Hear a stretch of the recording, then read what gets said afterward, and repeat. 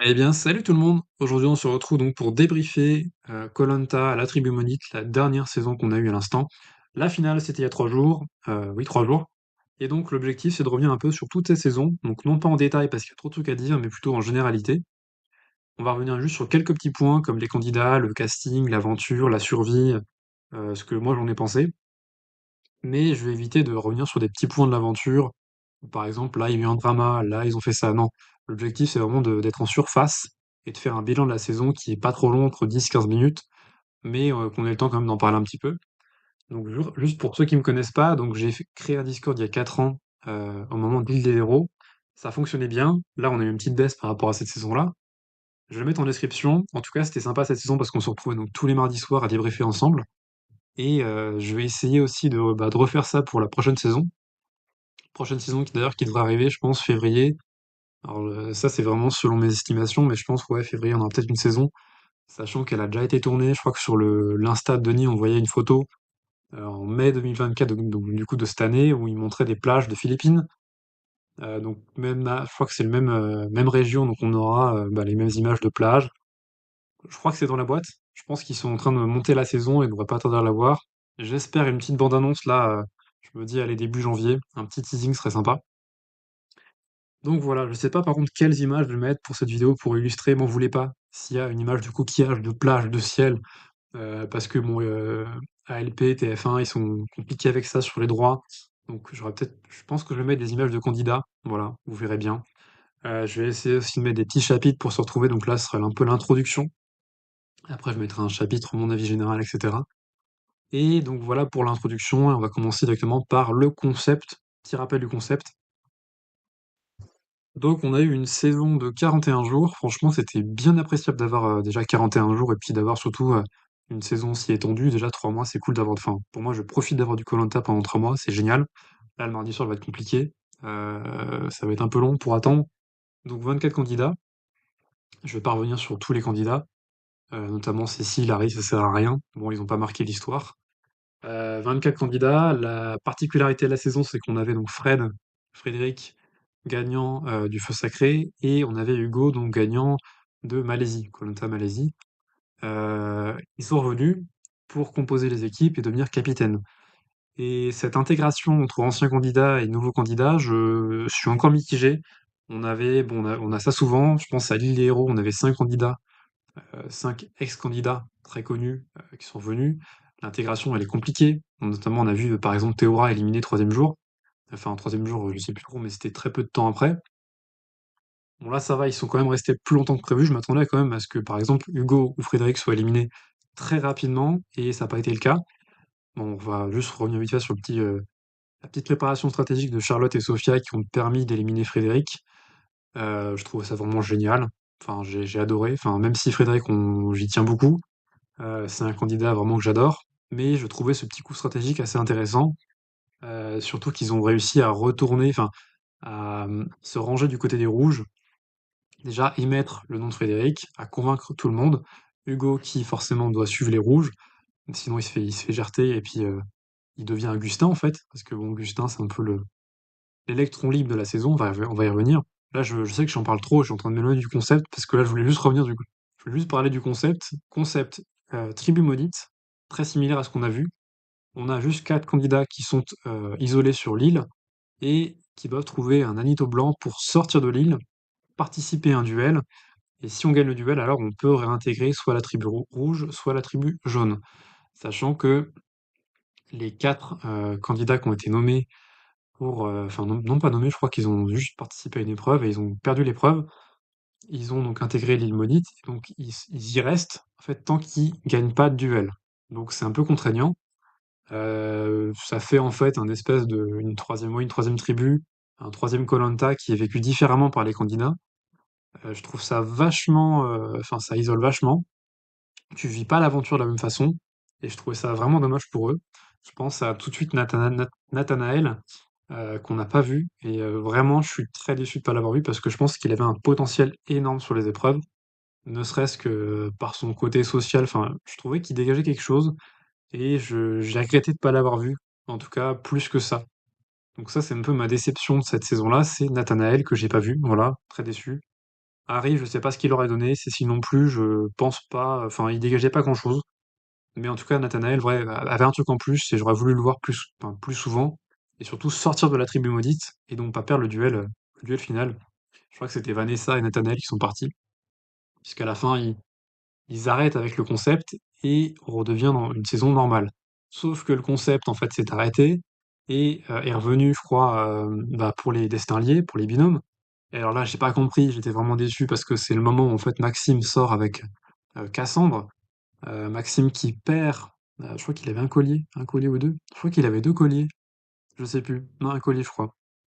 Cassandre qui Maxime qui part avec un collier qui fait donc tomber Cassandre, et là, il réactive le mode tribu maudite juste pour les binômes. C'est-à-dire qu'on l'a juste eu pour les binômes, on l'a pas eu avant, non, c'est juste pour, bah, sauver un binôme.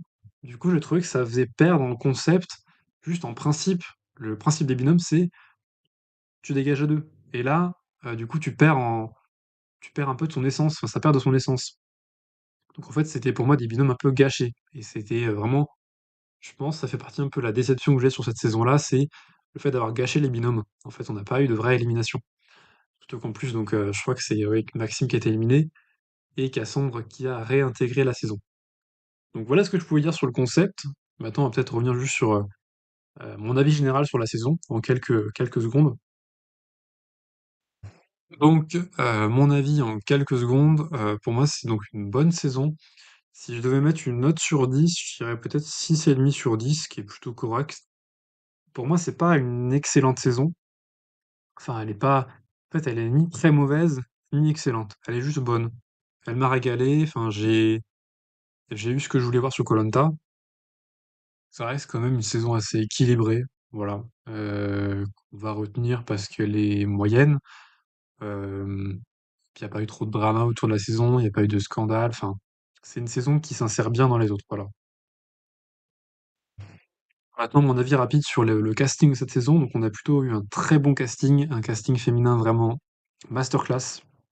Enfin, je dis ça enfin, surtout par rapport au côté sportif.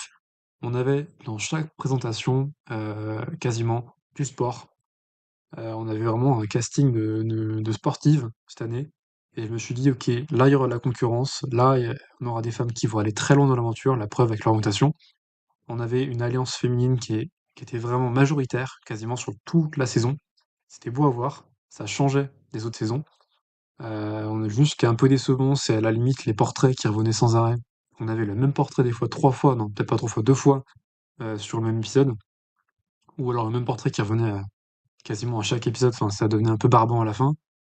Donc voilà, ce que je retiens, c'est le casting des femmes qui était plutôt bon, même très bon. On a quand même eu pas mal de candidats assez attachants, on se retrouvait vraiment dans des candidats. On avait vraiment, des candidats qu'on voulait soutenir, qu'on voulait voir briller, qu'on voulait voir sur les poteaux. Donc chez moi, c'était plutôt, bah, Thibaut, Eliès et Jacques, chez les hommes. Chez les femmes, ouais, j'aurais peut-être voulu voir plutôt Sarah grimper plus vite, enfin ne pas se faire éliminer. Sarah, ouais, tout de suite, que j'ai en tête. Sarah et Sophia peut-être. Charlotte, j'ai encore des doutes. Mais en tout cas, Sophia et Sarah, ouais, j'aurais bien voulu les voir à l'orientation. Et pourquoi pas sur les poteaux. Donc en tout cas, ouais, on avait plutôt un très bon casting. Et c'est ce qui fait vraiment le casting pour moi, c'est ce qui fait la saveur. Et enfin, vraiment, c'est ce qui fait la réussite pour moi de la saison. Si on n'a pas un mauvais casting, si on s'attache pas, si on n'a pas des candidats qui se démarquent, ce sera pas une bonne saison. Et là, c'était pas le cas, donc franchement, super. Et juste, ouais, sur le casting, le seul souci, c'est qu'on a eu quand même deux gros oubliés pour moi cette saison, qui ont vraiment, enfin, qui ont été coupés, qui ont été saccagés, qui ont été oubliés par le montage. Et je sais pas ce qu'ils en ont pensé. Enfin, à leur place, j'aurais été déçu. Pour moi, c'est comme s'il n'y avait pas de koh. Je pense à Maud, qui a vraiment été saccagé au montage, qui a été massacré. Et Maxime, franchement, très très muet, enfin absent, on a l'impression qu'il n'existe pas. Je crois que on commence à le voir parler vraiment à l'épisode 3, 4, et encore, c'est une phrase par épisode, enfin c'est 10 secondes, quoi, c'est horrible. Donc voilà, ouais, Maud et Maxime qui ont été oubliés, et je trouvais ça dommage parce que j'aurais voulu les voir plus parler, plus s'intégrer, voir un peu leur personnalité se dégager. Genre, je me serais peut-être plus attaché à Maxime aussi, parce que Maxime, je le trouvais plutôt bon. Donc voilà. Ah oui, donc puisque je parle du casting, je suis encore dessus. Alexandre. Alexandre, donc c'était l'abandon de cette saison. Je trouvais ça décevant, mais c'est les règles, on les autorise à abandonner, c'est normal, il faut enfin, quand on en peut plus, il faut arrêter. Mais Alexandre, c'était le candidat que je voyais aussi aller loin, stratège, sportif, vraiment, qui avait le profil type, du gars brun, svelte, sportif, qui se donne sur les épreuves, qui est actif, qui est très sociable. On le voyait parler à tout le monde. Je l'ai vu parler à Fred tout de suite, je l'ai vu parler, enfin, très actif. Et franchement, c'est un peu décevant de l'avoir vu partir comme ça, se faire, enfin, démissionner de l'émission, voilà, abandonner. Voilà, c'est un peu dommage. Ce que je voulais aussi aborder, c'était vite fait le spoil sur cette saison, parce que du coup, maintenant, on peut comparer. Enfin, moi, j'ai pu comparer un petit peu ce qu'on a vu dans les teasers et dans la bande-annonce, et surtout dans le générique, par rapport à ce qu'on a vu maintenant, vu qu'on a toute la saison.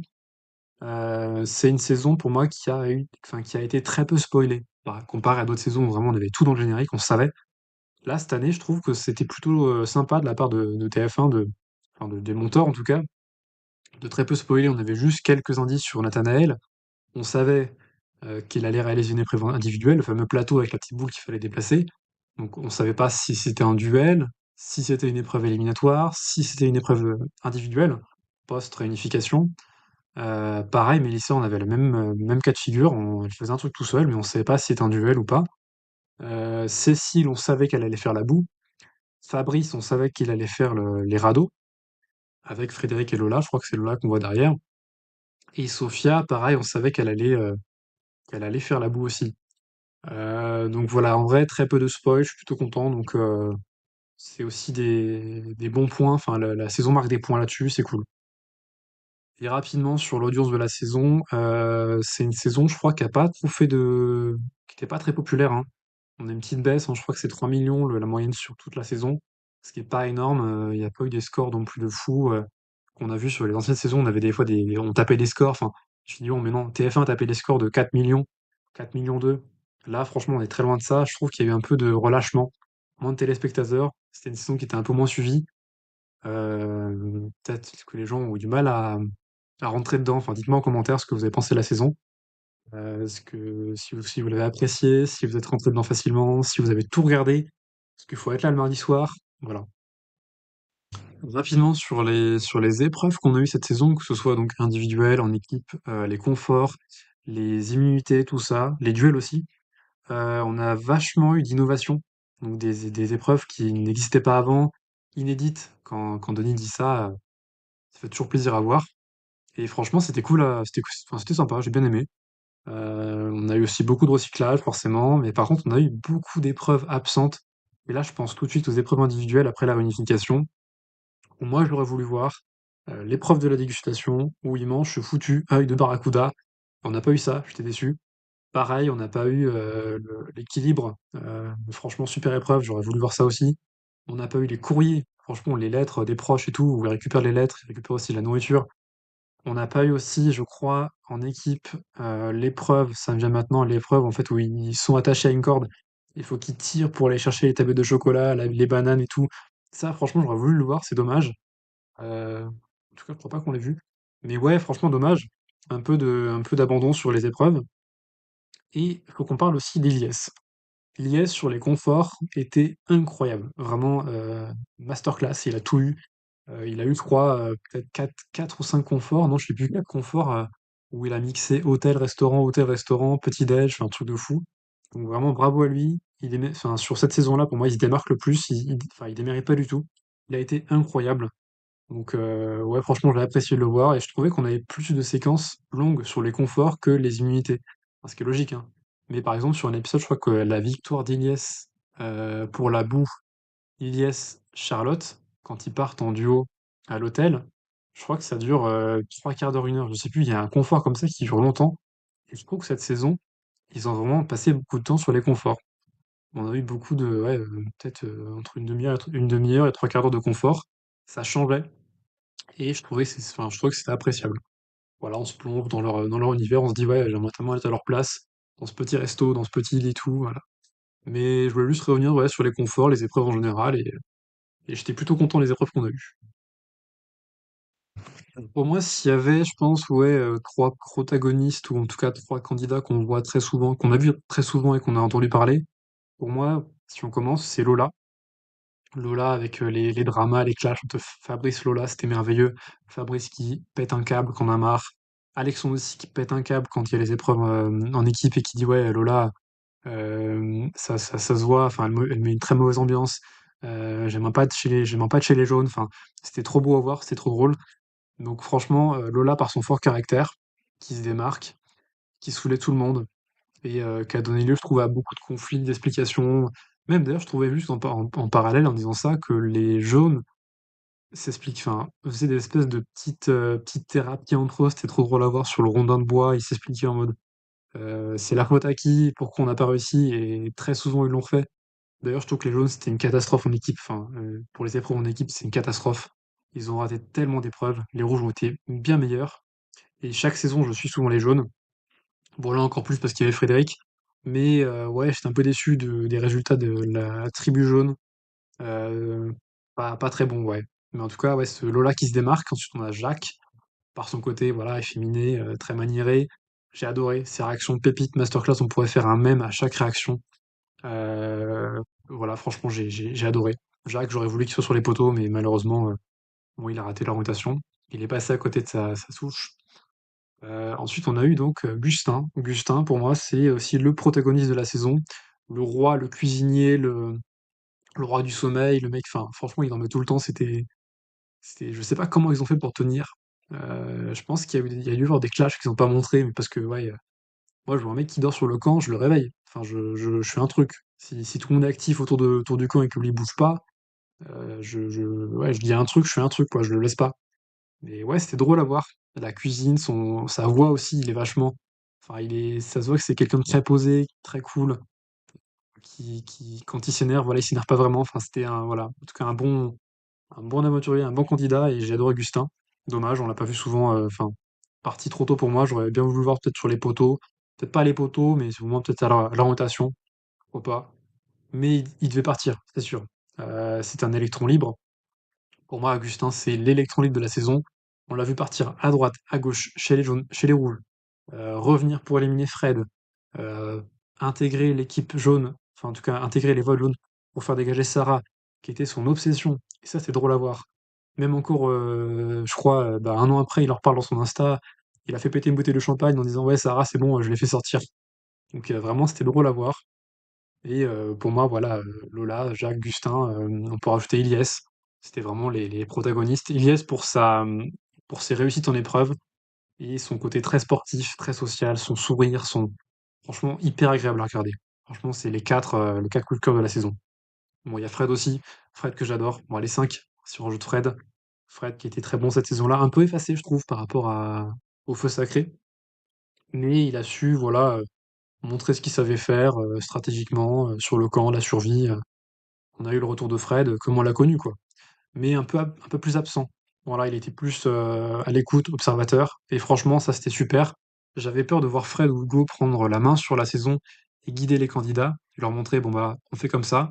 Et non, vraiment, il leur laissait découvrir leur koh à eux, et ça c'était vraiment plaisant à voir.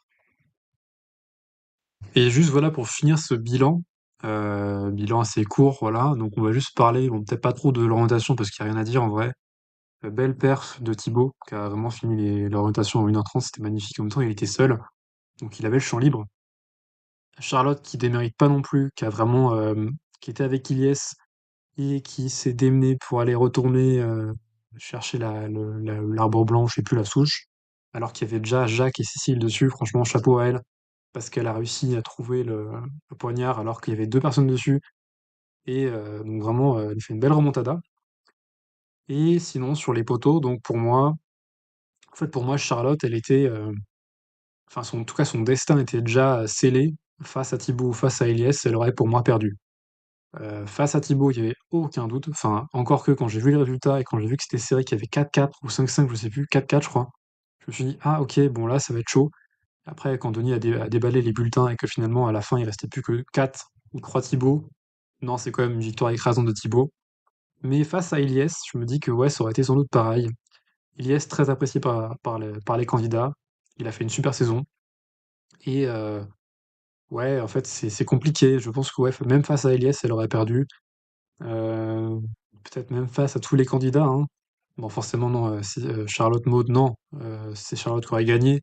Charlotte Harry, bon, pareil, hein, Charlotte Marie aussi, Charlotte Vanessa, etc. On peut tous les faire, mais euh, après, est-ce que si on aurait pu voir, ouais, une Charlotte Fred ou une Charlotte Hugo, euh, non, oui, c'est vrai que non, je pense que c'est Hugo qui aurait gagné la saison, et pareil pour Fred, que ce soit l'un ou l'autre.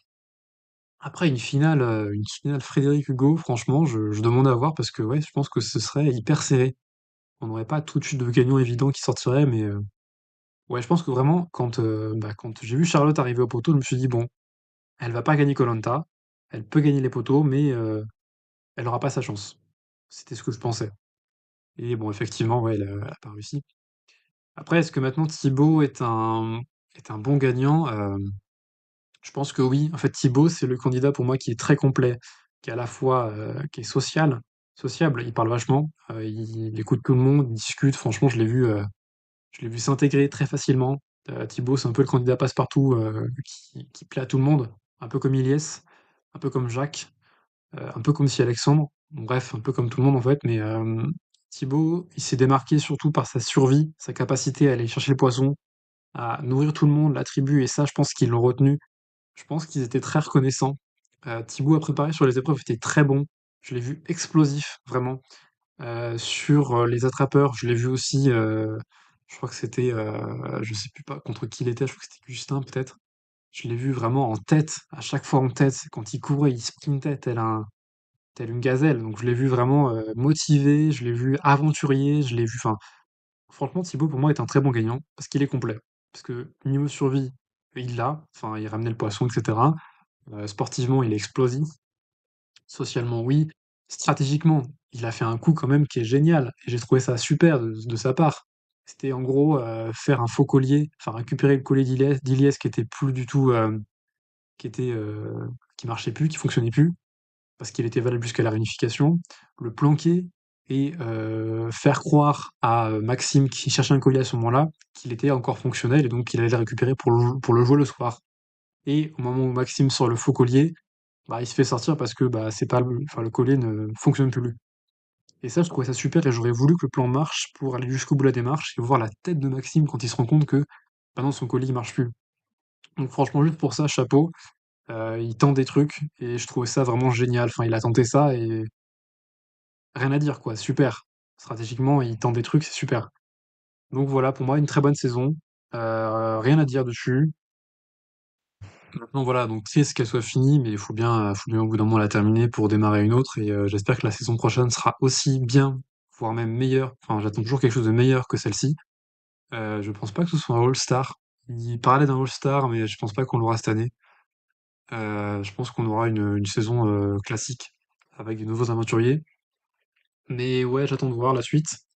Dites-moi en commentaire ce que vous avez pensé de la saison. Ce serait sympa aussi d'échanger là-dessus, de voilà, discuter autour de la saison, de réagir. N'hésitez pas à rejoindre surtout le Discord pour la prochaine saison. Là, on devrait être plus nombreux pour la prochaine saison et on devrait être plus hypé. Et j'essaierai de poster les vidéos sur koh très souvent sur notamment le prochain trailer, les prochaines informations. Voilà, on va se retrouver très prochainement sur le Discord et sur YouTube. Et puis bah, je vais vous laisser là. Donc j'espère que la vidéo n'était pas trop longue, que je me suis plutôt bien débrouillé avec les images. Donc voilà, écoutez, n'hésitez pas surtout à liker la vidéo, à vous abonner pour me soutenir, ça fait toujours plaisir. À la commenter, important. Privilégiez le commentaire que le like. On pourra échanger, on pourra discuter, ce sera sympa. Et voilà, portez-vous bien et on se retrouve pour une prochaine vidéo et vive koh